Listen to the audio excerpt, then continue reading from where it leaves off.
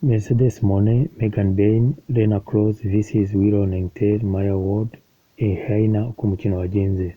Mercedes Moné, Bayne and Lena Kross vs Willow Nightingale, Maya Ward and Hyan in the main event of the episode of AEW Dynamite in Boston.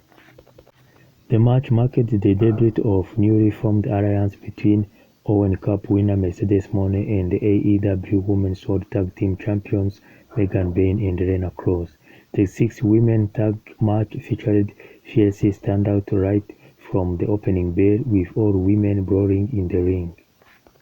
Nightingale, Ward and Hyan used fast-paced, high-flying offense to take control.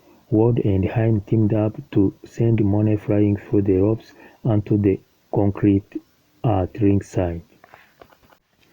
Down the stretch, Bayne and Kross used their size and strength advantage to slow the pace. After a series of back-and-forth tags, Moné tagged herself in and hit the Moneymaker on Hyan to pick up the hometown win. As you are here, don't forget to check on product tagged in this video. Baravuga ko Mercedes Moné na Bayne ndetse na Lena Kross babashije gutsinda Willow Nightingale, Maya Ward ndetse na Hyan, akaba ari mu mukino wa main event cyangwa umukino w'umunsi wa 6-women tag team. Ubwo ni umukino uhurirwamo n'abagore batandatu muri ring, akaba ari imikino ya AEW Dynamite yaberaga i Boston.